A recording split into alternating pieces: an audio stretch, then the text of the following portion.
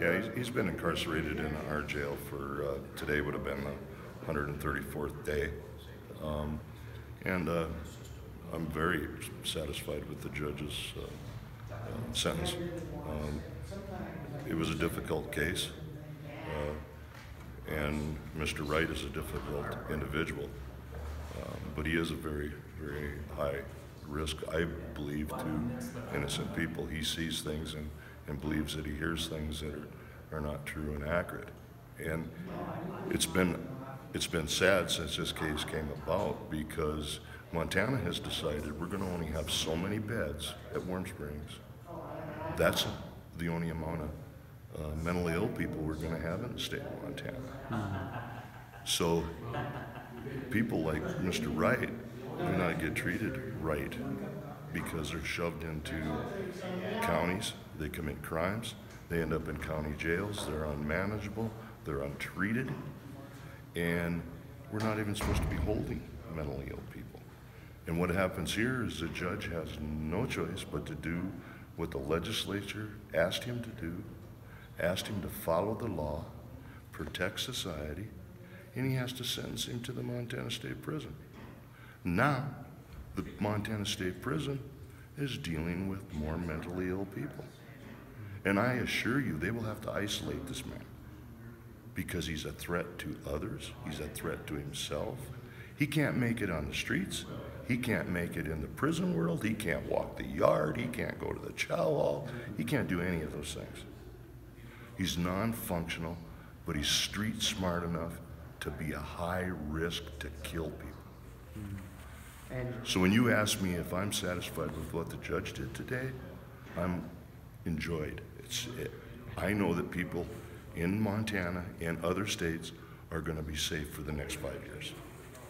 And it's what you said, though, it sounds like he needs more mental health treatment, not just incarceration in a prison. I mean, I'm sure I'm not the first one that's told you.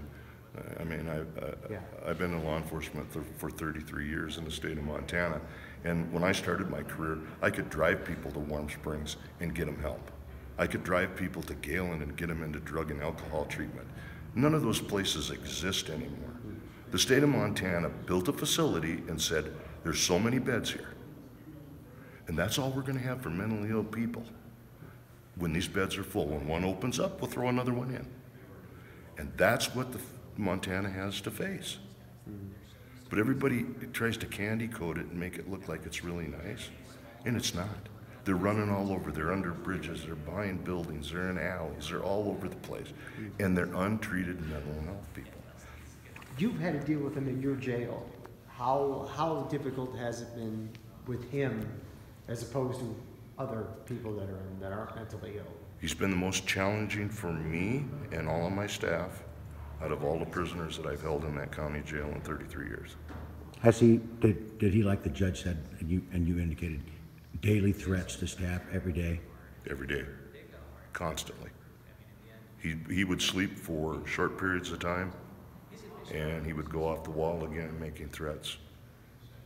And you don't believe these were just threats? I mean, you believe he is a danger? Well, as I just said, he was there for 334 days, and his threats escalated and escalated and escalated every day. And you may have heard here in court, after the sentencing, he said something about killing. I didn't catch it all, but he fantasizes about that. He's going to act that out someday, somewhere.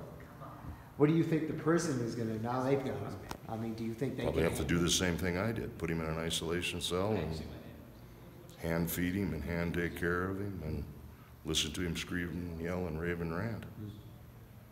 And I'm sure they're going to try to do the best they can to get him mental health, but as he sat on the stand today, he sat there and told you, if I don't agree with them, I'm not going to follow their recommendations.